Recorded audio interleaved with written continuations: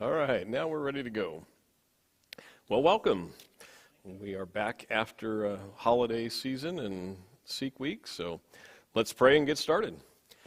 Heavenly Father, we want to magnify and glorify your name in every way, that you are the King of Kings and Lord of Lords. We want to just dedicate our hearts and minds to your presence in our study tonight, Lord God. Help us to know more and more about the truth and authority of your word and how you desire for us to grow closer to you in every way that we do. So I pray that we'd be led by the Spirit and we would be transformed by your word and magnify your name in our lives. In Jesus' name we pray. Amen. All right, so we are in our 23rd lesson, kind of rounding the corner, getting, I'll talk about that in just a second. We're getting not right to the end, but we're getting kind of to the near end, if you will, in terms of Paul's final journeys that are recorded in the book of Acts. So, I'm not going to do a full overview, but you remember from the book of Acts, it opens with the 11 remaining disciples, and they witness Jesus going up into heaven. There's Acts chapter 2 with Pentecost and the outpouring of the Spirit and building the church up from there. And then we see mostly Peter connected or paired with John for the most part in the earliest chapters of the book of Acts, 1 through 5 or 6. Saw Stephen entered in there. We saw Philip entered in there. And then we saw Peter getting a few sort of solo kinds of experiences there with like Cornelius and the outpouring of the Holy Spirit and the guarantee that the gospel is in fact for the Gentiles in Acts chapter 10. Saw Paul get converted in Acts chapter 9, and he gets paired up himself with Barnabas for a little while for the first missionary journey, starting in Acts chapter 13.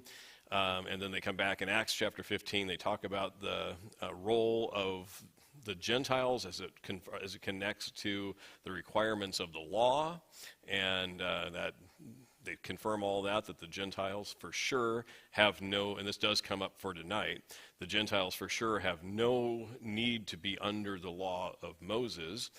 They didn't really address, do Jews need to be under the law of Moses if they're believers, converts to Christ? But Peter does make that reference there in Acts chapter 15. He said, if we allow this Gentile, or we recognize what God is doing with the Gentiles, maybe we as Jews can be saved in the same manner as they're being saved, meaning we can be freed from the requirements of the law and be saved with very minimal levels of requirements in terms of a works-based law. Certainly there's a moral base and a obedience to Christ base, but those few things that they listed, sexual immorality and meat sacrifice to idols or strangled in blood sacrifices and things like that were all pagan in nature. Then we've been witnessing for the last several studies that we've done. We've seen Paul go out on missionary journey number 2 and number 3 and establish churches in Asia Minor, and in Macedonia, and then over in making that transition, Macedonia and whatnot, into the European continent, seeing the giving of the gospel there at Mars Hill or in Athens in Acts chapter 17.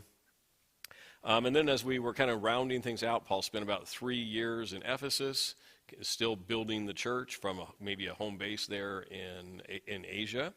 And then he had it on his heart, it says, by the Spirit to make his way back to Jerusalem for the feast of Passover again.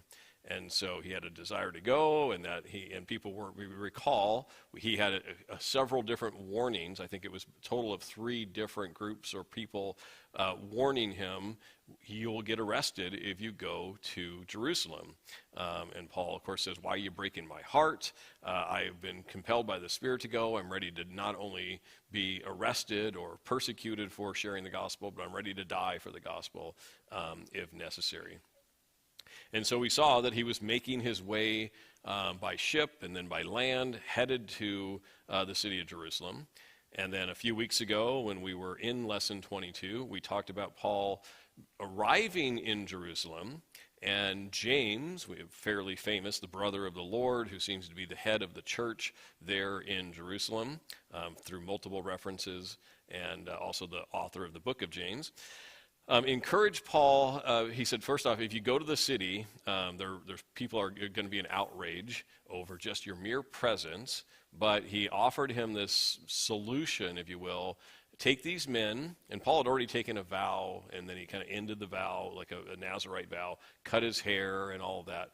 But take these men and go and through the purification rituals, demonstrate that you don't want to even be in Jerusalem. You certainly don't want to approach the temple without demonstrating your heart that you're a man who honors the purity requirements of a Jew approaching the temple.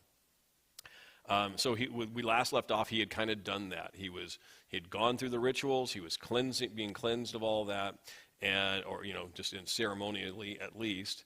And then now he's ready to go face the actual inhabitants and certainly the religious leaders in the city of Jerusalem. And that's kind of where we pick up there in Acts chapter 21. So if you don't mind, we'll turn in our notes and screens and wherever else to Acts chapter 21, starting in verse 26.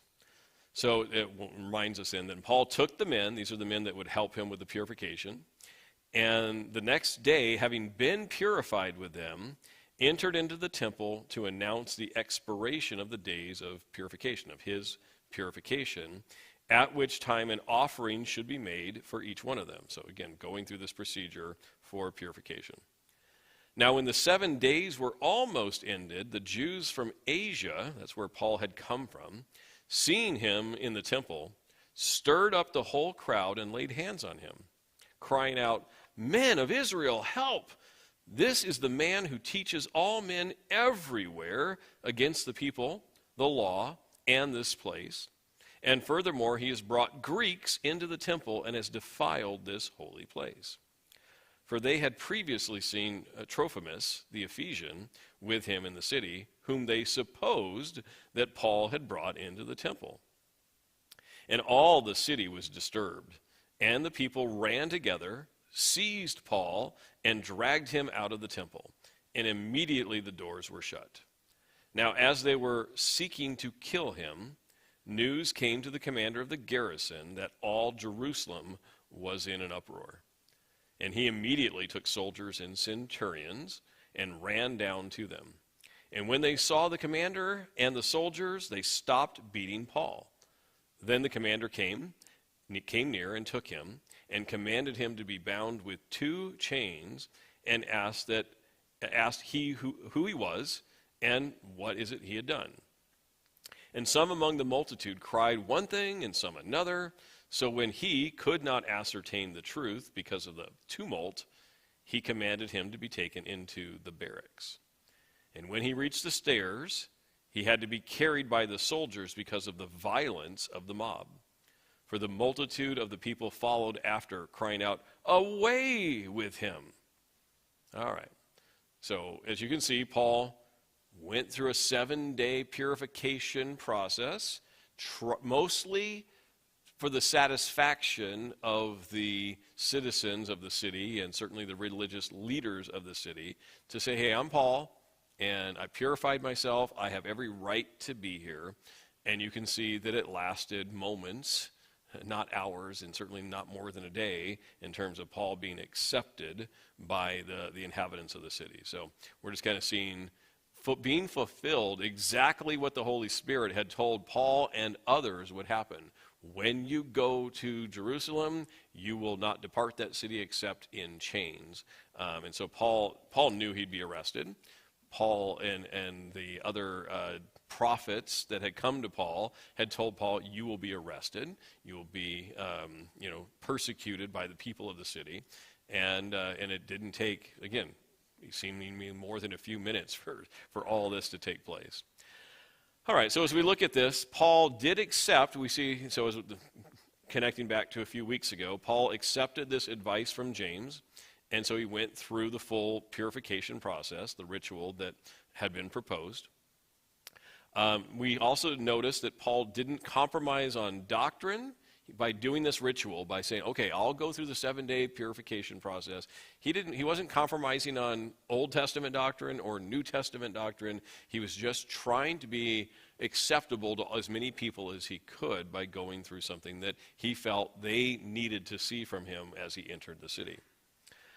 But I just, don't get in the thing, Paul just will compromise on his beliefs because he wants to go minister. He didn't compromise. He simply accommodated what he felt would not compromise, but allow him to have a voice in the city.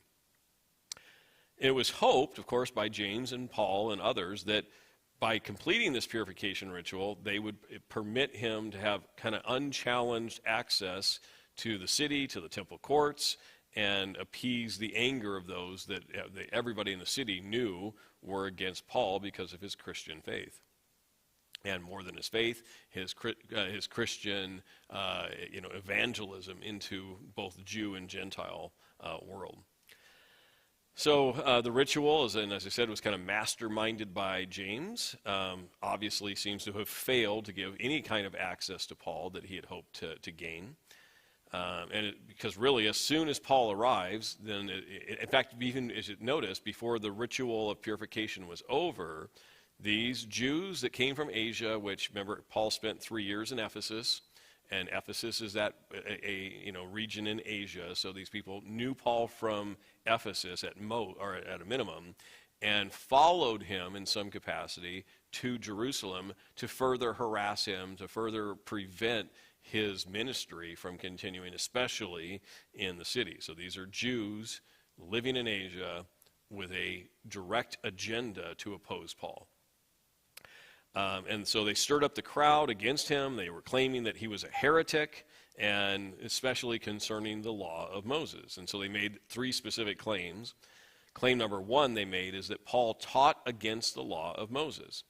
My response is that Paul taught that Christ fulfilled the law, and that God had made it, God is the one who made it obsolete. Why shouldn't Paul demonstrate that the law has been made obsolete if it's true, in fact, that God himself said the law is obsolete, now it's time for the New Testament dispensation, or whatever you want to call it, to begin. And so Paul wasn't teaching against the law of Moses, he's teaching Christ fulfilled the law of Moses. That's a big difference in what he had actually been teaching versus what they were claiming against him.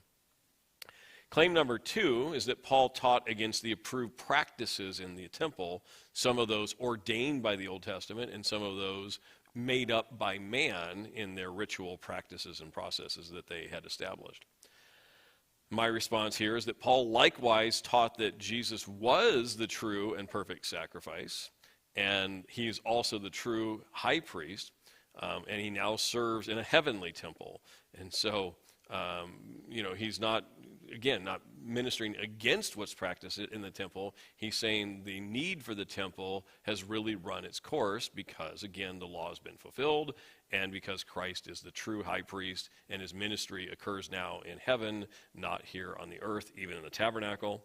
And all of that is borne out by several facts, and in fact, backing up at the end, in 70 AD, of course, the temple is fully destroyed, taken apart stone by stone, the gold in the temple and all the other precious metals are melted down, and it becomes a place of nothing. So if it was still intended after the cross for Jews to be practicing there, then there's no way God would have allowed it to be utterly destroyed for the better part of the last 2,000 years. And even though Israel's back in the land, the temple has not been restored at this point. So the true sacrifices, I was going to say the other thing. There is actually in the Jewish rabbinical writings, major transitions that took place after the cross. That would a couple of different ones that I can recall just off the top of my head. There's apparently recordings there that before, during the whole temple time from Solomon to, when it was in operation and ready to go after rebuilt under Zerubbabel and all that, they would close the temple doors at night. The priests would close the temple doors at night, and then they'd obviously go to their houses, come back in the morning, and apparently these doors are massive doors that take at least two or three people to close or open. every night when they'd close the doors at night, and they recorded for the next 36 years or whatever, that they'd walk in and the doors were wide open in the morning, even though nobody had been in the temple, indicating God says, hey, why are you keep closing my temple when I've opened it, as a symbol, like the tearing of the veil and all that.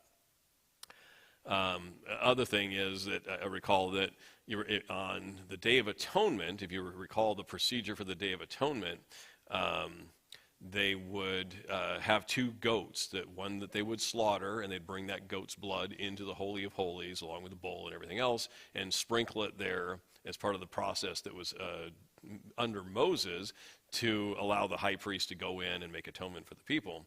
And then there was another goat called the scapegoat. They would wander off in the wilderness. And they would use stones, black and white stones, to determine which goat would be slaughtered. And apparently, for the next 36 years or 38 years or whatever it was, every time they drew a stone, it came out black. They never got a white stone by this random drawing of the stones. Again, indicating God saying, I've already received my sacrifice. You don't need to make a sacrifice. And that's not in Christian writings. It's actually in Jewish rabbinical writings, where they say, gosh, we don't know why for 38 years did suddenly all the practices of the temple change. Because God had changed it, and Paul was an advocate of what God had done. All right, and then their third claim was that Paul brought Greeks, meaning Gentiles, into the temple to defile it. Now, Paul certainly had Gentile ministry companions throughout his time in the second and third missionary journeys, but the Jews who were observing this, incorrectly it seems, assumed that this Greek, Trophimus, had actually joined Paul in the temple area where he would not be allowed to be, and it certainly does not seem from the text of Acts that Paul allowed that or was a part of that. And so they have two claims that are sort of true, but only if you don't understand that it's God driving the changes to what's happening in Jerusalem in the temple, and not Paul just being a heretic. And then the third claim seems to be completely baseless. Like, Paul did not violate the established practices of where Gentiles can be and Jews can be in relationship to the temple. All right. So when the Jews in Jerusalem heard these accusations, so again, get the picture. Here's Paul. He just kind of wanders into Jerusalem, heads towards the temple. These Jews from Asia come, and they're bringing these charges against him publicly, loudly in the city. And so when the Jews of the city hear what these charges are against Paul, they ran to him, seized him, and drug him out of the temple, right? So there's no court case. There's no finding out facts, fact-finding kind of efforts. This is just grab Paul, drag him out of the city, or out of the temple, and working towards getting him out of the city. So after they drug him out, they shut the door, seemingly to stop, in their mind, not in reality, further Gentile encroachments to the temple that they knew was reserved for Jews. So they shut the door behind them, and everything else in this sort of ruckus that's happening is happening outside the gates of the temple, not inside the temple. So it's clear directly here that the crowd, the Jews in the crowd, desired to kill Paul, and they began beating him, of course, without any kind of formal trial, in full violation of both Jewish and Roman law. This is just not lawful to do. He's got to go through an actual proceeding to deter fact-finding and judicial proceeding in order for them to even have the right to beat him as a punishment, or to kill him as a capital punishment under the law, either Roman or Jewish law. So this great commotion, though, over Paul came now to the attention of the Roman commander stationed in Jerusalem. He's going to be the highest ranking military official in the city, right? So you've got centurions that work for him, centurions nominally being over about 100 Roman soldiers, and he's a commander over the centurions, and he seems to be the highest ranking Roman military person, not the highest ranking political appointee in the city, but the highest ranking military, who is in fact instructed from before the time of Christ even to keep the peace in Rome. Remember, Pax Romana is this edict that happens throughout the Empire of Rome, like peace is the most important thing. If a Roman official, if a Roman centurion or other Roman soldier in any way does not quell an uprising, they themselves are in very large trouble, probably ready to be put to death if they don't quell this kind of uprising. So it catches his attention, and he is going to act immediately to deal with whatever's going on with Paul versus everybody else. So the commander orders his soldiers and the centurions that lead them to go with him into the center of this uproar that's occurring, and he finds Paul at the center of this, again, of what's going on there. So the Jews stopped beating Paul once the Roman military arrived on the scene. They realized, hey, we have to stop. We can't keep beating Paul the way we want to. Rome's here. We're subject to Rome, and they're going to take over in terms of whatever else needs to happen from here. So while the commander had clearly no idea, he has no information whatsoever. He just hears of a ruckus, a chaos going on.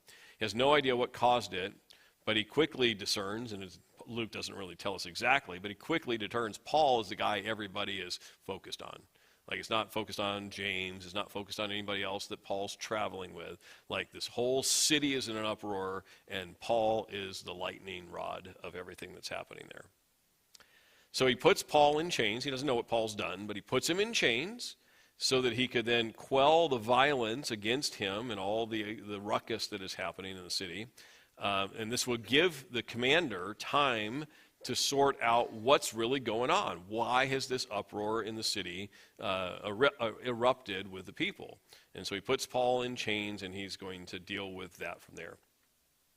So the commander begins to interrogate the crowd. Like, okay, so the target of their hatred is in chains. He's no longer any kind of threat to them.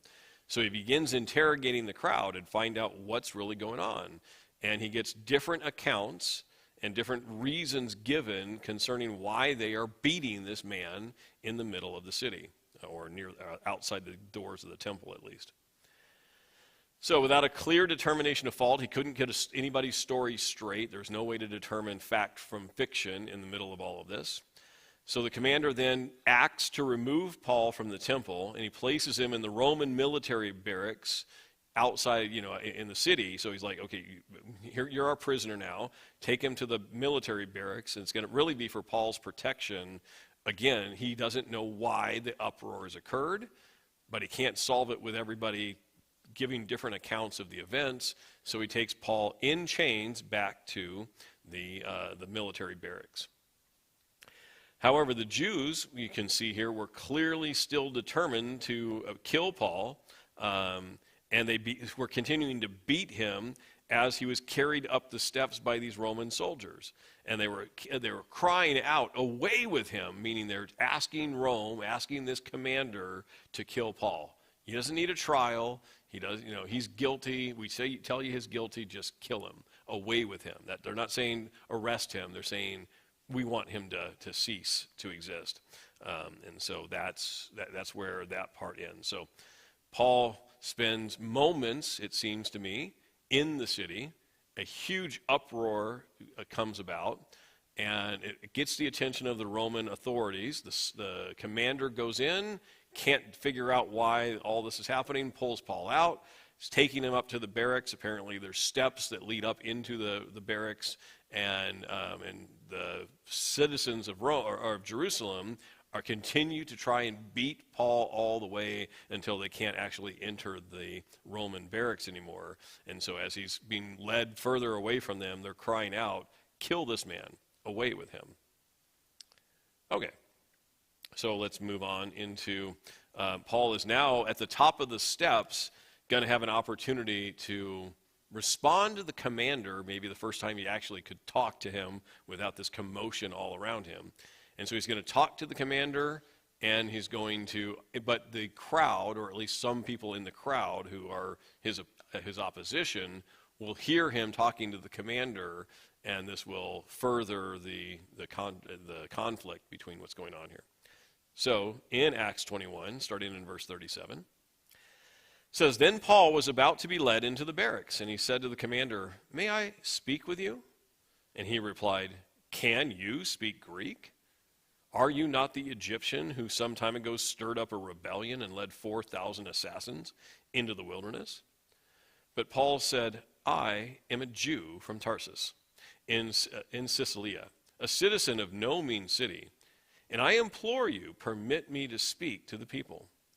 So when he had given him permission, Paul stood on the stairs and motioned with his hands to the people. And when there was a great silence, he waited for the silence, he spoke to them in the Hebrew language, saying, Brethren and fathers, hear my defense before you now. And when they had heard that he spoke to them in Hebrew language, they kept silent all the more. Then he said, I am indeed a Jew, born in Tarsus of Cilicia, brought up in the city at the feet of Gamaliel, taught according to the strictness of our father's law, and was also zealous toward God as you are today. Now I persecuted this way to the death, binding and delivering into prisons both men and women, as also the high priest bears me witness, and all the council of the elders, from whom I also received letters to the brethren, and went up to Damascus and to bring in chains even those who were there to Jerusalem to be punished, who were there to Jerusalem to be punished. Now it happened as I journeyed and came near Damascus about noon, suddenly a great light from heaven shone around me, and I fell to the ground and heard a voice saying to me, Saul, Saul, why are you persecuting me? So I answered, Who are you, Lord? And he said to me, I am Jesus of Nazareth, whom you are persecuting. And those who were with me indeed saw the light and were afraid, but they did not hear the voice of him who spoke to me. So I said, What shall I do, Lord? And the Lord said to me, Rise and go into Damascus, and there you will be told all the things which are appointed for you to do. And since I could not see for the glory of the light, being led by the hand of those who were with me, I came to Damascus. Then a certain Ananias, a devout man according to the law, having a good testimony with all the Jews who dwelt there, came to me, and he stood and said to me, Brother Saul, receive your sight. And at that same hour I looked up at him. Then he said, The God of our fathers has chosen you, that you should know his will, and see the just one, and hear the voice of his mouth, for you will be his witness to all men of what you have seen and heard. And now, why are you waiting? Arise and be baptized, and wash away your sins, calling on the name of the Lord. Now it happened when I returned to Jerusalem and was praying in the temple that I was in a trance. And I saw him saying to me, Make haste to get out of Jerusalem quickly, for they will not receive your testimony concerning me. So I said, Lord, they know that in every synagogue I imprisoned and beat those who believed on you. And when the blood of your martyr Stephen was shed, I also was standing by consenting to his death, and guarding the clothes of those who were killing him. Then he said to me, Depart, for I will send you far from here to the Gentiles. And they listened to him until this word, and then they raised their voices and said, Away with such a fellow from the earth, for he is not fit to live. Then as they cried out and tore their clothes and threw dust into the air. All right. So Paul, that's whole account. Paul's giving his whole conversion and basically the 3 missionary journey, things that he's gone on to bring him back here to Jerusalem. So Paul is asks himself to speak directly with this Roman commander who's kind of confused. Who are you? Are you able to even speak my language? And all that's going on there. He assumed that Paul would not be conversant in Greek, although Paul was certainly conversant in Greek. And would have made but if Paul wasn't able to communicate in Greek, it would have made the communication very challenging. So the Roman commander is basically saying, I don't know if we can even have a conversation. And so it seems like he may not know Hebrew, but Paul is going to turn around and address the crowd in Hebrew. And so there's some different languages and connections happening here. Paul to the commander, and then Paul to the crowd is he speaking to. Now, this commander assumes that Paul is a notorious Egyptian, a rebel, who is a known or identified enemy of Rome, and so he just assumed he had caught this guy who was sort of on the wanted list for some time now. So Paul corrected the commander by explaining some facts to him in Greek, but then he turns to the audience. I didn't really put that in there properly. But then he turns to the crowd and speaks to the crowd in Hebrew, and he begins to tell the crowd what he's doing. And so I'm not sure what the commander is doing at this point, but he's addressing the crowd in Hebrew as he says, I'm a Jew, I was born in Tarsus, I formerly studied the Jewish law, specifically at the feet of Gamaliel. We talked about him a couple of times already. Gamaliel, one of the most respected Jewish scholars in the first century. And so Paul was well trained and educated in the Jewish law. And he was taught to observe Israel's strict law, including their traditions, not just the law of Moses, but all of the traditions of the Pharisees and the high priest and all that was going on there. So he begins to give him this information. The crowd is very quiet at this time. They are hearing things and they're not necessarily immediately responding with anger towards what Paul is saying until the very end. We'll see that. He communicates that his conduct has always been reflected in a passion, in a zeal for God, both before and after Christ. So before Christ, he had a zeal to stop the Christian movement called the Way. And after he comes to Christ, he has this zeal to convert as many people, Jew and Gentile, to the Way, to become a Christian, right? So I'm zealous for God. One thing you can never say that Paul was not zealous for God. He just happened to have a zeal that was misplaced until the road to Damascus event. Okay.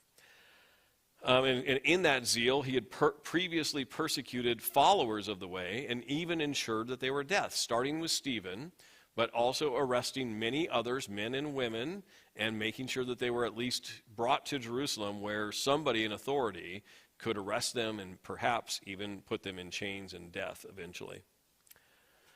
So even the high priests and elders, who are all here gathered, or potentially all gathered here at the bottom of the steps, who previously commissioned Paul with letters to go and arrest these Christians a few decades earlier, some of them were still here, and some of them could testify, yeah, that's Paul, or Saul, as he was called at that time. Yeah, that's Saul, and we sent him out with letters to go arrest Christians, and he's the same guy. He says, those people can come and testify that I never tried to defile the temple. I was always doing zealous work on behalf of God. And then again, I won't spend a whole lot of time here. We saw it in Acts chapter 9, but he's telling the crowd, why all these things have transitioned in his mind and his heart. Why is he now a Christian? He says, well, around noon, a great light from heaven came, and I heard an audible voice calling me from heaven, saying to me, Paul, why are you persecuting me? But Paul's companions, he tells us, saw the light or some kind of brightness happening, but they were afraid at the light and never heard the words that Jesus spoke to Paul. So Paul asked Jesus at the end of their conversation, what do you want me to do, Lord? I've been persecuting your people. I've even been, taking part in their death. What would you want me to do? And the Lord responds, right? He responds by instructing Paul, okay, continue on to Damascus. There you're going to get more information about how you're going to serve me. And we know from the context as well, here in Acts 9 as well, Paul was blinded by this light and couldn't see, at least for the few days until Ananias comes. But Ananias, this very respected man, comes. He prays for Paul. Paul's sight is restored at his prayer, according to God's will. God had chosen Paul specifically to know him, to know his will, and to be witnesses specifically to all men concerning what he had heard, both Jew and Gentile. And the Lord instructed Paul to be baptized.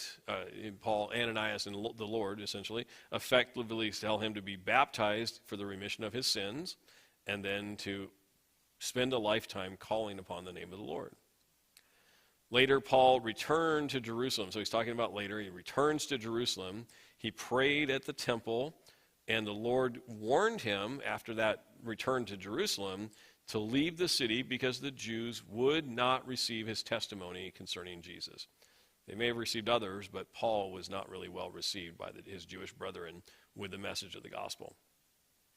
Paul also expressed concern. So while he's there and the Lord's sending him away, Paul says, look, you sent me out of Jerusalem, and because they don't want the message, they don't want to listen to me here. He goes, Jews everywhere have heard me speaking in synagogues and all around. Why are you sending me away? They've heard me too. And so he begins to say, I might not be safe anywhere that you send me, Lord. And the Lord nevertheless told Paul, go ahead, depart the city, and I'm going to send you far away to preach to the Gentiles, which of course he later does, gets off, as I mentioned earlier, into Europe and other places. And so Paul was way farther away than he had taken the gospel before that first return to Jerusalem. So while Paul was speaking directly to this commander, he's also in the hearing of these Jews as he's talking to them in Hebrew. Apparently the Jews here listening to Paul did not object to all this recounting of mostly the Acts chapter 9 events. Okay, Paul, you saw a great light, you heard a voice from heaven, you got baptized, and you started doing various things, preaching to Jews in the synagogues and all that. They had no problem, at least being silent, to listen to Paul for that. Then he mentioned Gentiles to the Jews in Jerusalem. And I don't have to spend probably a whole lot of time reminding you how much of a dislike or hatred the Jews had for Gentiles. We know they didn't like Samaritans, and they absolutely did not like Gentiles. And so the moment he says, I was sent to be a witness of salvation of God, Yahweh, to Gentiles, the uproar resumed. Okay. So once they heard that Paul tell them that God commissioned him to be a minister to Gentiles, they raised their voices again, obviously with the commander standing next to Paul, and demanded to have Paul removed from their presence and sentenced to death. They make it very clear, kill this man. He has a message we don't approve of. And then to demonstrate their grief over what Paul had just mentioned about being an apostle or a evangelist to the Gentiles, they tore their clothes and they threw dust up in the air. The Jews have always been really, really good at making an outward show of their emotions, right? So, they tear their clothes and they throw dust on their head and throw dust in the air. This is they're basically saying this is one of the most egregious things we've ever heard in our ears. Paul being called to bring a witness of God, our God, to the Gentiles, that was it. They said this man must be put to death.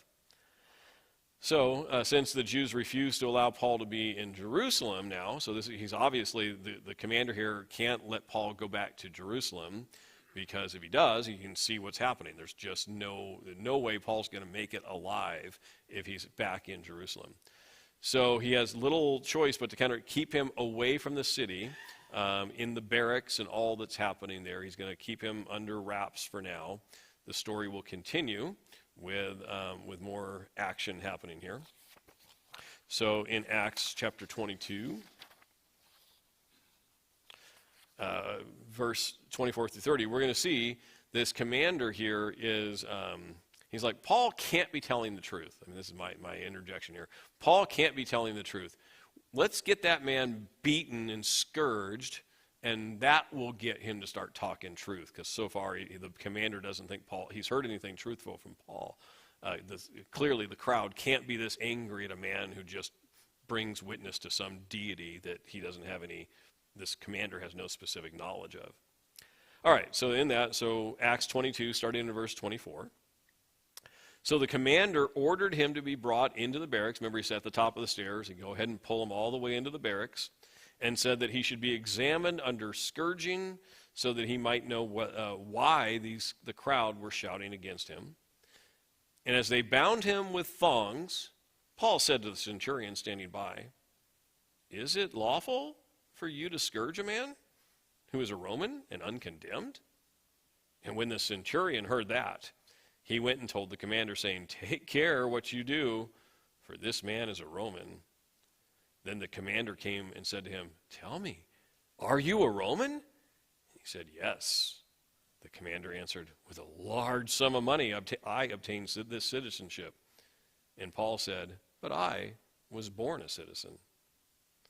Then immediately those who were about to examine him withdrew from him, And the commander also was afraid after he found out that he was a Roman, and because he had bound him. The next day, because he wanted to know for certain why he was accused by the Jews, he released him from his bonds and commanded the chief priests and all the council to appear, and brought Paul down and set him before them. So we're seeing a scene here.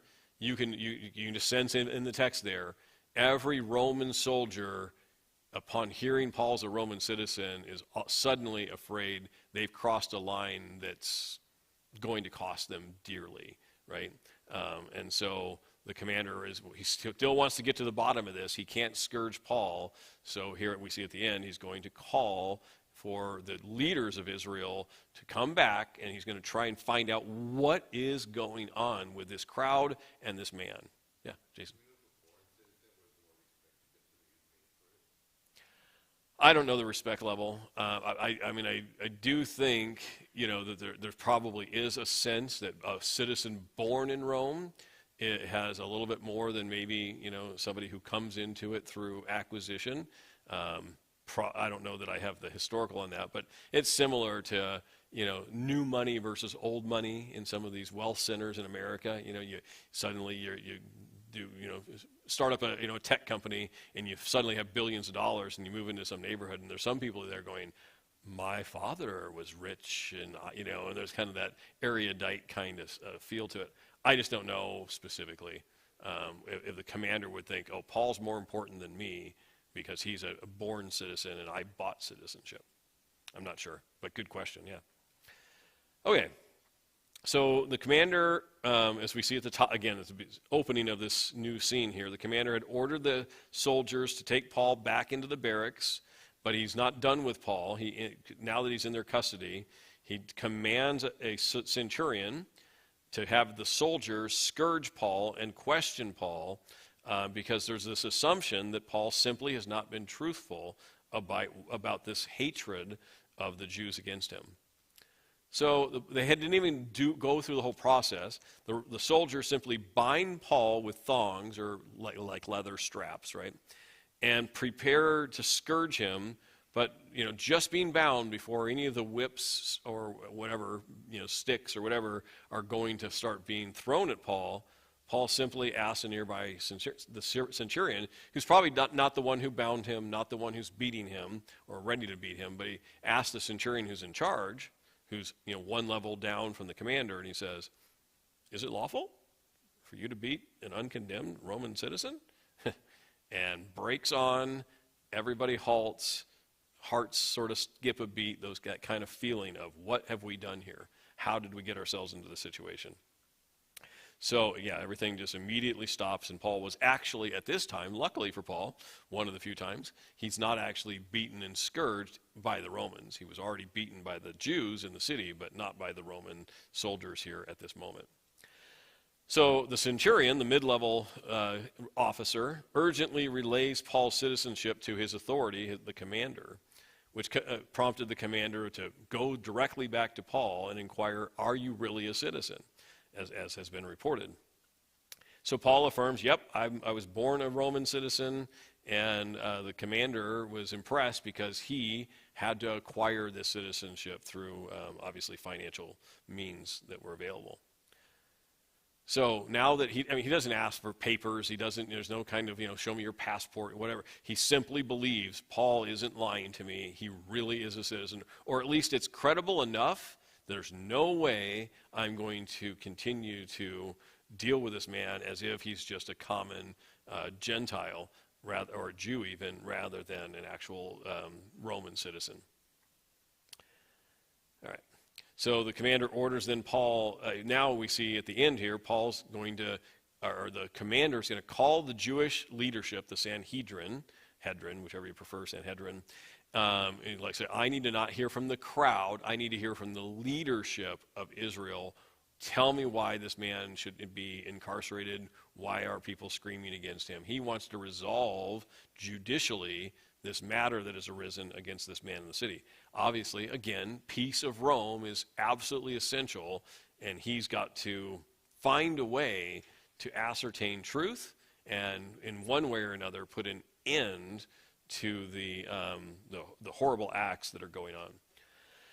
So similar to what we just witnessed, so Paul entered the city of Jerusalem, and nobody listened to him, right? They just saw him, and they immediately pull him away. At the top of the steps, of course, he did get a little bit of an opportunity to proclaim how he became a Christian and how he was commissioned and appointed for the task by the Lord. Now he's going to get his final opportunity here in the city, not to just talk to a crowd, but to the actual leadership, the full leadership of Israel. That's the Sanhedrin, high priests, Sadducees, Pharisees, all these people who have some type of religious, political authority in the city. And we've seen the Sanhedrin through the study multiple times already, okay, with other apostles as well. Okay, so in chapter 23, verse 1, let's take a look at now this interaction with Paul and the Sanhedrin, which, as I said, is a pretty short encounter overall. So then Paul, looking earnestly at the council, said, "Men and brethren, I have lived in all good conscience before God until this day." That's all he said. Okay, it's his opening remark, opening statements of a courtroom drama or whatever else. He's not even gotten started with the thing, and he's had an opportunity to speak one sentence basically in English here. And the high priest Ananias commanded those who stood by him to strike him on the mouth. Then Paul said to him, "God will strike you, you whitewashed wall. For you sit to judge me according to the law, and do you command me to be struck contrary to the law?" And those who stood by said, "Do you revile God's high priest?" And Paul said, "I did not know, brethren, that he was the high priest. For it is written, you shall not speak evil of a ruler of your people."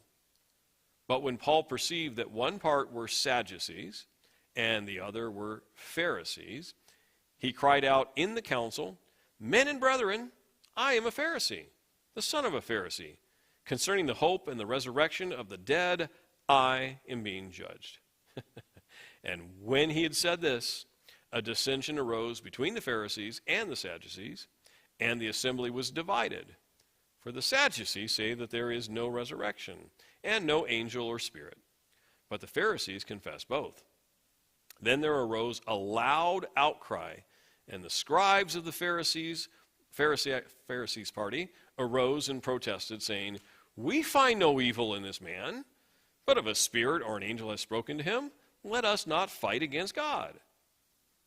And now when there arose a great dissension, the commander, this is the dissension with the Sadducees, fearing that lest Paul might be pulled to pieces by them, commanded the soldiers to go down and to take him by force from among them and to bring him into the barracks once again. All right, so here's the thing. As you know, that's pretty short. Paul is brought by the commander. Let's go to the ruling authority in Israel, in Jerusalem. Let's sort this thing out.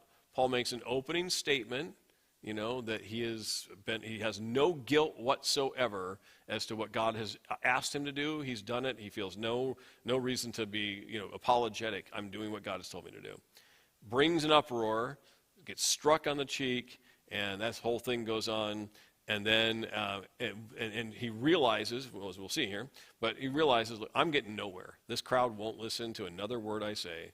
So he pulls the pin, throws the hand grenade in the middle of the crowd and says, "Resurrection," and then backs away and lets the chaos ensue that has nothing to do with him anymore. All right, so that's the basics of what we're going to look at. So when given this new opportunity to address the real Jewish leadership, Paul looked at the men with what I say was a really bold confidence. I am right. I have nothing to apologize for. I'm right with God. And anyone who's opposing me is opposing God. I mean, that's his basic statement to them. I am right in the will of God. If you're opposing me, you're opposing God. Okay, and that's essentially what the Pharisees come back and say towards the end. So in this opening statement, he declared that he had lived in a good conscience, with a good conscience before God. Again, nothing to apologize for here after his conversion. And Paul further claimed that God would not condemn his faith or his conduct in what he's done. Therefore, these men who are supposed to be under God's authority, under Yahweh's authority, should not be condemned. He should not be condemned by them because they're supposed to be under the same authority. They're both supposed to be serving God. So this opening statement, as you saw, was cut off. The Sanhedrin refused to listen to him or accept any of his claims from a theological perspective. And then Ananias, the high priest at the time, ordered whoever was standing by to strike Paul on the mouth. I don't know if it's a closed fist or an open slap or whatever, but to strike this man on the mouth because he had dared to say, I have nothing to be ashamed of before my conduct before God. So he gets struck in the mouth, and Paul responds, this is illegal. Hey, Sanhedrin, you just struck me against the law. You're trying to judge me whether or not I violated the law, and you just violated the law in the middle of the court proceeding, right? This is what he's saying to them. So he, and then in conclusion of that statement, he calls them whitewashed walls, which you may not, know the reference there. Whitewashed walls would be like putting a fresh coat of paint on something that's really dilapidated and broken down, barely able to stand up, but you go out and you put a whitewash on it and make it look just a little bit better, right? He's saying you guys are whitewashed walls. Your whole system and belief and your conduct before the Lord is reprehensible, but you put on nice clothes and you stand there and make everybody think, oh, those are men of God. You're just whitewashed walls, right? The inside is all broken. The outside looks just a little bit better than if you hadn't put the whitewash on. Okay? But he says, but God knows your heart. God's going to expose your heart, and he will judge the evil conduct that's in your heart. So I believe Paul correctly charged this Sanhedrin had committed an illegal act because they were sitting in judgment of him, while themselves transgressing the very law they were demanding be upheld by Paul. So that's not a very good way of running a courtroom, violating the law that you're supposed to be adjudicating, right? So in response, the council charged Paul. So they didn't listen to Paul, but they respond immediately back and say, Paul, why are you speaking reviling words against the high priest? Okay? And we know from Deuteronomy as well as from Jude that that all people like a high priest, a dignitary, were to be honored. This is just what it says in Exodus 22:28. You shall not revile God, nor curse a ruler of your people. Like it's not like connecting. If you have a king, if you have a high priest, you have these people who are in charge. As a common, ordinary citizen, you have no right to let God deal with his leaders. They don't have a right to kind of revile or speak a curse against one of God's leaders. God's the one who has the ability to do that. So Paul had no intention of violating Exodus 22:28. As I said, that's even reaffirmed in the New Testament by Jude. So the high priest should comply with the law he was adjudicating, right? So Paul's like, his charge was, you're charging me and you're violating the law as well, as I said. So that's Paul's statement, why he didn't expect that whoever struck him was under the authority of or the actual high priest, because he's like, this is an official proceeding. You brought me in here for an official proceeding. This should be done according to the law. And so why would I assume that I was struck by an official of the city, an official who has authority over this illegal proceeding? And so he's like, well, how would I know that? So he had presumed that someone else had struck him in contrary to the letter of the law, assuming that it would never have come from the high priest. So he says, look, Paul does tell them directly, I would never have struck or spoken an evil word against the high priest. Right? He's not going to charge him with a crime, not going to curse him. And so that brings up the question here, I think, why can't Paul perceive who the high priest is as this proceeding is unfolding? Well, Ananias, not Annas, remember from in the Gospels, there was Annas and Caiaphas who were the high priest, father-in-law, and the priest and all that. This is Ananias. This is a different guy from the gospel time period, from the cross time period. And so we don't know when and who changed roles, but this is now a totally different high priest. And so this Ananias high priest was not, perhaps, I'm just speculating here, was not wearing his priestly attire, which he should have been wearing if he's doing this official adjudicating of law in Israel. And so Paul's looking around the room and he goes, I don't see anybody dressed as a high priest here. How do I know that this man is the high priest, right? So he's giving a valid reason. And of course, by the way, if Ananias wasn't in his priestly garb, he should never have been standing as a ruler over the people. He was required by the law to wear the garments that are associated with his position. So Paul's possibly saying, he's not wearing the right clothes. How would I know that he's the high priest? Secondarily, as I said, this man was serving now as high priest, probably has changed. You recall back in Acts chapter 8 and 9, Paul got letters from the high priest to go, as a member of the Sanhedrin, to go out and persecute the church. And so he probably knew who the high priest was, probably knew by face, and so he doesn't see the same guy there. He has no idea that the high priest position has changed, or if he has aware of it's changed, he doesn't know what the guy looks like. And again, if he's not wearing the priestly garb, well, then Paul wouldn't know. Lastly, it seems also very probable with other things we've discussed here about Paul, his eyesight may have been poor. Remember, he had that blinding light on the road to Damascus. Later on in Galatians, twice he seems to refer to having poor eyes. He tells the Galatians, you would have plucked out your own eyes and given them to me. And then later he writes, to see with what large letters I've written to you, like I can't really see the small print, but I can write in large letters kind of thing. A couple of other places that seem that Paul probably had some poor eyesight, whether it's directly or not related to the blinding light in Acts chapter 9. Paul seems to have bad eyesight during the course of his ministry. And so Paul might not have been able to see, even if he knew what he looked like. Maybe can't see far enough into the assembly there who the high priest is. All right, anyway, the speculation beyond. While Paul did not attend, it's clear, Paul did not intend to offend this entire council, much less speak an evil statement against the high priest. But the response received from the leadership proves that they were not willing to hear a thing that he had to say, right? He spoke to them, they struck him on the cheek. Okay, so apparently you don't want to hear a thing. They have zero interest in finding out what Paul stood for, why he was doing it, whether God was involved in his decisions or not. They were unwilling to hear him, and that was very, very clear from just the first sentence, followed by the smack on the cheek, or however more forceful that may have been. So instead, as I mentioned, Paul took note of this opportunity to bring chaos into this proceeding that he's now sort of the target in, or the center of attention in. And he knows that this will facilitate his exit from these guys from further striking him on the cheek or somehow maybe killing him before the Roman guards can take authority over the situation.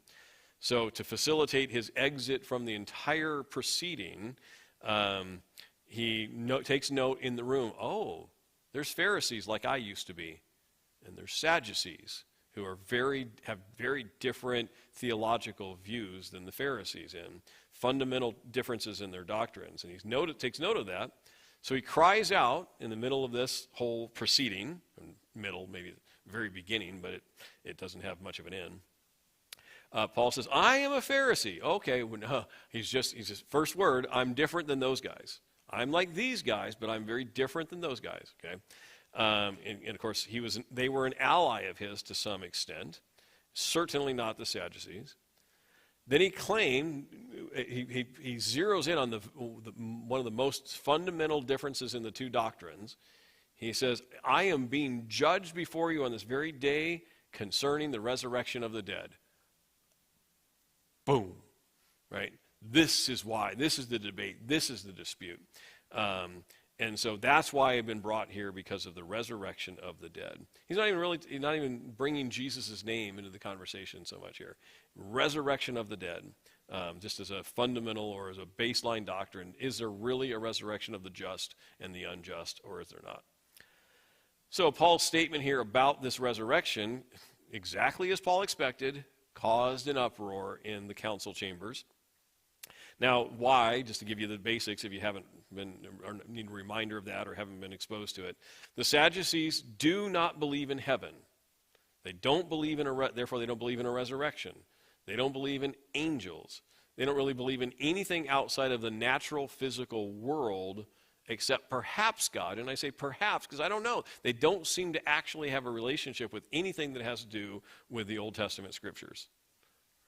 They just don't, there's angels in the Old Testament. They go, well, we don't believe in those. Oh, there's resurrection statements in the Old Testament. Oh, we don't believe in that.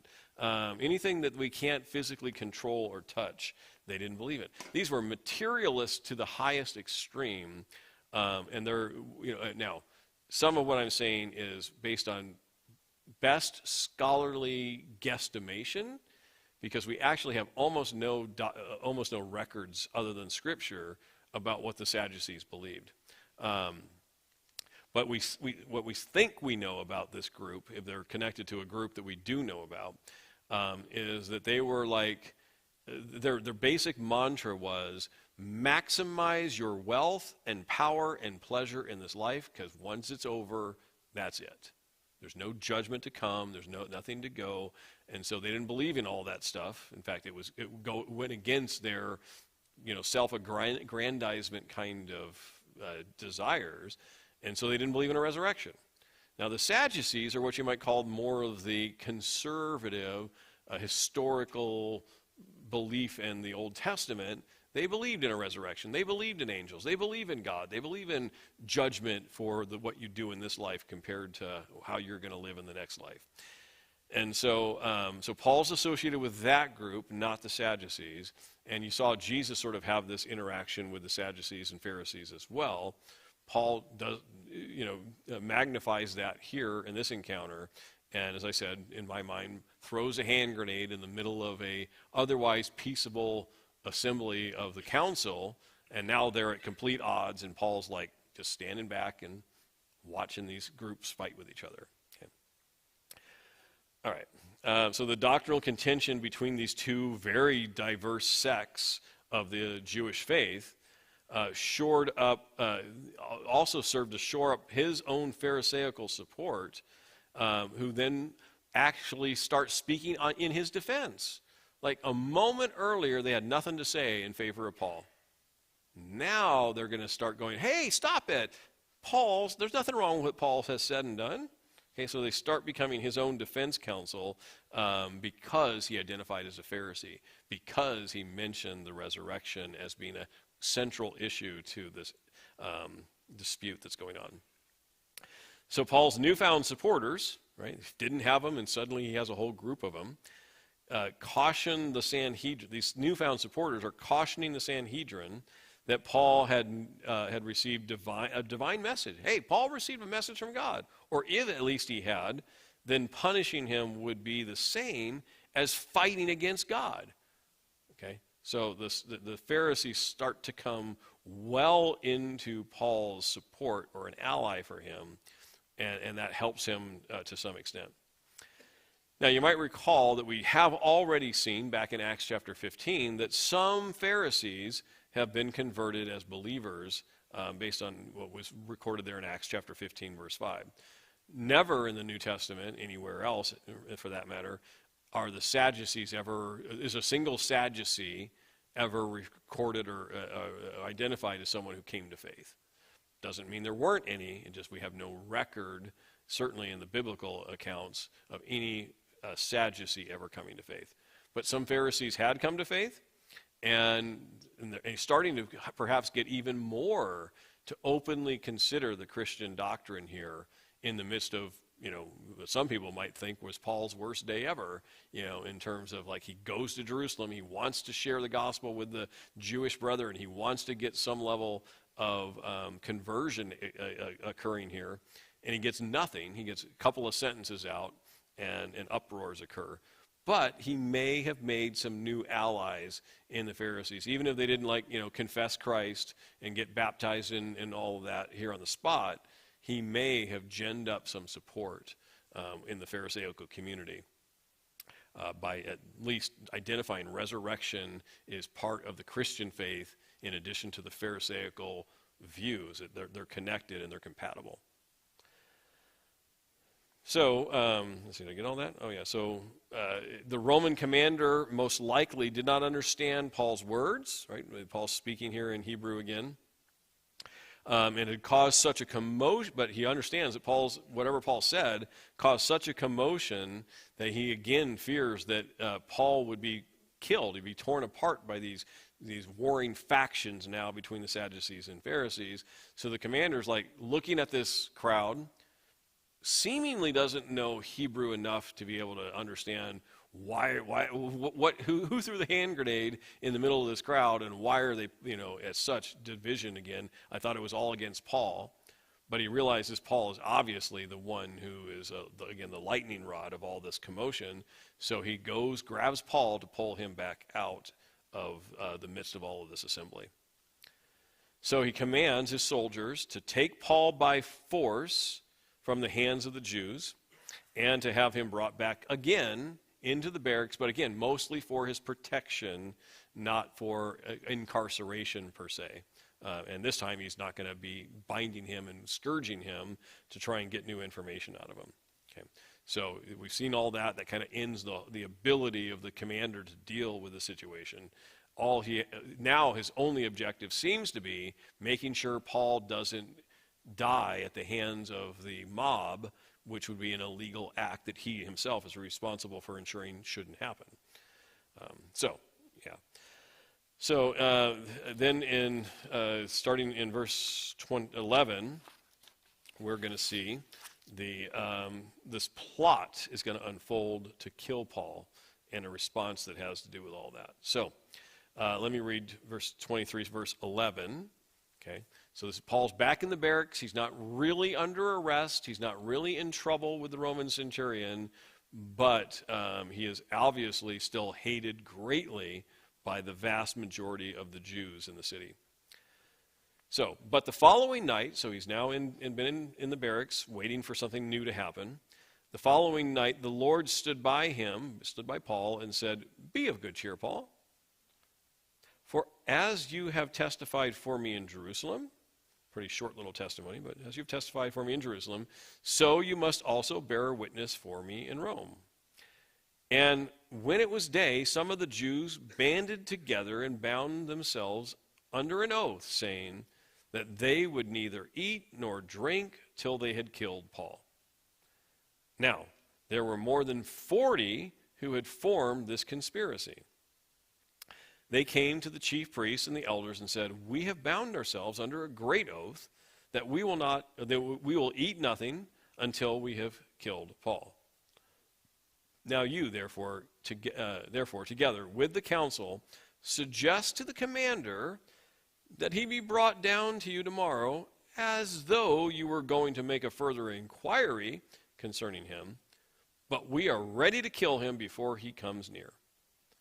So when Paul's sister's son heard of the ambush, he went and entered the barracks and told Paul.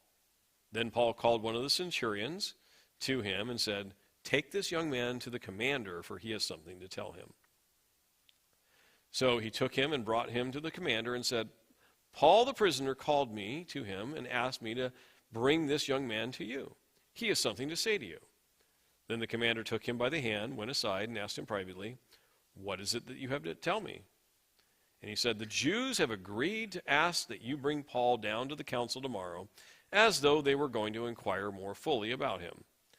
But do not yield to them, for more than 40 of them lie in wait for him, men who have bound themselves by an oath that they will neither eat nor drink till they have killed him, and now they are ready, waiting for the promise from you."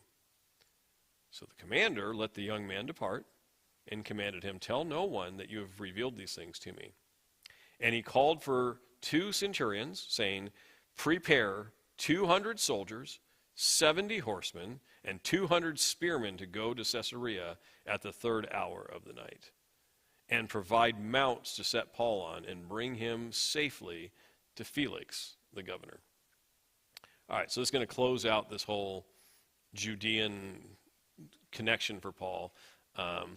I'll go through the final parts of our notes here, but he's now making his progress, his journey to Rome. He started in Jerusalem. He knew he'd be leaving Jerusalem in chains, and he's now before the military ranking commander in the city. Now he's going to get transferred to Felix the governor. He's going to get transferred again, and he's going to get then bound or put on a ship, and he's going to start working his way towards Rome. So that's kind of the closing 4 or 5 chapters or so of the book of Acts here. Okay, so while Paul was in this barracks, right, the Lord comes to him again, speaks directly to Paul, and he gives Paul some additional commands or instructions as to what he should expect going forward. In all of this, it says, Paul, be of good cheer. I'm with you. I want you to testify in Rome. Don't worry, they're going to do all kinds of things to try and stop this, but I want you to be of good cheer. I have something for you to do for me. And you must have the courage to endure what has been appointed for him to endure. So, I mean, we don't kind of think Paul is being timid or in any way afraid to go do what the Lord has called him to, but the Lord is standing by and telling him, I will be with you. Yes, you're going to go through many issues and trials and maybe even beatings, but you're going to make it to Rome, and you will be my witness before the ruler of the world, right, Caesar. And so just as Paul had testified in Jerusalem, we recognize here on this occasion it was really brief, right? Like, a little bit of a historical statement about how he got there, and that was about all he had a chance to do. Didn't even mention Christ, really, right, other than Christ spoke to him from heaven. But nevertheless, you're going to likewise bear witness to me in Rome. We have no biblical record of that meeting with Caesar, but presumably it went, best we can guess, I think, is that it went okay. Caesar said, nah, that's not worth killing you or keeping you in prison over. So Paul gets released. He goes out on maybe missionary journey number 4, but later on a new Caesar takes over. Paul gets arrested again, and that's when he and Peter and most of the other original apostles get martyred for their own faith. But that's down the road. Now, while the question remains about this, remember a few weeks ago now, Paul versus the other leaders, who was right? Who was really listening to the Holy Spirit? Paul said, I've been compelled by the Spirit to go to Jerusalem. We had Agabus, and we had the elders from Damascus or wherever come over to Paul and try to convince him not to go. And they said it was done, they were saying that by the Spirit, that whole little controversy that we were kind of exploring there a few weeks ago. That's still sort of maybe unresolved, but what is clear is that the Lord was pleased with Paul. And the Lord, regardless of Paul's excursion into Jerusalem, whether it was planned or not planned by the Holy Spirit, the Lord is going to ensure that regardless of where he went, he is going to Rome. Okay? And so, is Paul right in that whole decision to go? Maybe. Are the other elders right? Maybe. Did it impact Paul's journey at all? Not really. Very little short stay in Jerusalem, and the Lord is going to ensure his safe transit all the way to stand before Caesar. All right, but we do see this new issue come up. The following day, 40 Jewish men plotted against Paul. These men had bound themselves under both a wicked and very, very foolish oath to ensure that they would kill Paul. And their foolish oath not only sought Paul's death, but included a vow to refrain from eating and drinking until he'd been executed. Now let's talk about what this vow looked like. This is a pure definition of running on emotion, running on a stupid way of trying to accomplish something, no matter who you are or what you're trying to do. Okay. First off, legally they of course had no authority to kill a man under Roman law. And they certainly had no authority to kill a Roman citizen, right, under Roman law. They certainly couldn't do that. They also couldn't do it under Jewish law. They had no access. So he's in barracks under Roman guard, and they're like, hey, let's kill Paul. In fact, let's not eat or drink until he's dead. Right? So they're so confident in their plot against him that they feel that there's no way this is going to last more than a day or two. We'll kill Paul today or tomorrow. Now, God does command men, if you make an oath, you're commanded to keep it. Even if your swearing of an oath brings you harm later. Like if I swear to, whatever, if I swear to sell you my car, or maybe an oxen back in the biblical days, right? If I swear to sell you an oxen for $1,000, and tomorrow the market drops off, or whatever, and suddenly oxen are worth $5,000, the scripture says you still sell the ox for $1,000, even though you could have sold it now for $5,000. You have to obey the oath even to your own harm. That's just an example of you keep your oath even if it means you're a loser in the transaction. So they're making an oath, and they're expected by law to keep it. But there is the caveat here: no worshiper of God, no person who's trying to live for God should make an oath that involves committing sin. Lord, I make an oath, or whoever, we make an oath, and it's going to be a sinful oath. Well, that's foolish all by itself. And at that point in time, you're going to commit a sin. You're either going to commit a sin by keeping the oath, or you're going to commit a sin by breaking the oath. Foolish, silly that these men have done this. And then, since they didn't have this access to Paul, he's in the Roman barracks, they conspire with the priests. Okay, hey, let's get this scheme underway where Paul's going to be, by the Roman guards, brought back to Jerusalem, brought back to the council, and they were going to intervene and kill him while he was en route, all with this ruse to the Roman commander, the man who had Roman authority over them in the city, if you will. So it's going to be found out. There's no way the Roman commander's not going to realize that they've been trying to fool him, right? But not only that, their plan was to kill Paul while at least a few soldiers were escorting him back before the Sanhedrin. That means they're going to get tangled up with Roman soldiers. Now, maybe if the commander sent him with 5 guards, I don't know the number, he's going to send him with a centurion, and let's say 5 guards, and these 40 men have the military strength and capacity to overpower the 5 Roman guards. There's hundreds, thousands of Roman guards, Roman soldiers at the commander's availability to bring in. It's not going to work out well for these men, even if they succeed in killing Paul, right? In terms of and it may be disastrous for the entire nation of Israel or the whole city of Jerusalem if they actually succeed with this plan. It's just foolish on every level. So the plot would, of course, require the men to overpower or maybe kill Roman soldiers in order to accomplish their killing of Paul. And the men were not particularly quiet. They weren't even quiet about it. They didn't make sure that no one else could hear their plot and scheme. They're going to plot to murder Paul, and others can just hear them talking about it. How foolish can these men be? Maybe it's an election year, yeah. So in the midst of, because they're so vocal and unconcerned about over people hearing them, Paul's sister's son, his nephew, overheard the plot, and without them knowing that he was listening to them or had any connection to Paul. So, of course, as we saw, Paul's nephew goes back into the barracks. He tells a centurion of it, and the centurion then brings the young man probably to the commander so that he could expose this whole plot to the commander.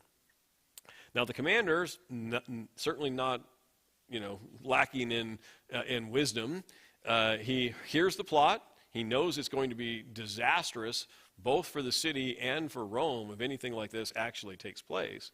So he instructs the young man, no, you're fine, go home, but tell no one that you told me. Make sure it's still completely secret. And then he now devises his own plan to evacuate Paul entirely from the city and out from under the men who have plotted against him. So he gives orders to ensure that these 40 men will absolutely not succeed in their plot or their scheme. He has 200 soldiers, 70 horsemen, cavalry members, and 200 spearmen, all to protect Paul and not take him into the city of Jerusalem, but take him out to the governor. Okay, so the commander is very wisely fixing the problem that's been exposed by Paul's nephew. And the commander understood that this issue was beyond his ability to resolve. The last thing I'll say here is he realized, I can't solve this conflict between Paul and the Jewish people, Paul and the Sanhedrin. He's like, I'm just maybe a high-ranking military official, but I can't solve this. I can't even figure out who's right, who's wrong. I don't know Jewish law. I've done all I can do. So he's going to himself wash his hands of trying to fix the problem with Paul and the Jews, and he's going to let Felix, the governor, deal with it instead. Right? But he's going to make sure that Paul safely arrives before Felix, and then Felix can do whatever Felix is going to do. We'll look at that next week. But he doesn't want to risk any kind of uproar in the city, and he certainly has to ensure Paul's own safety, again, as a Roman citizen, above and beyond all other things. And so the governor, he expects the governor, Felix, will make the ultimate decision about Paul's guilt or innocence and how to handle that in relationship to the Jews' hatred of the man. And you'll note that Luke gives us no information, and maybe Luke didn't have any information about the 40 men who took a vow to kill Paul and didn't succeed. Did they break their vow? Did they die of hunger, starvation, or who knows what? You get to guess. Either way, you can see how foolish, again, their vow was. And if nothing else, they made themselves, they made themselves a very bad reputation. They clearly sinned. And maybe these 40 men died if they were actually that committed to their vow.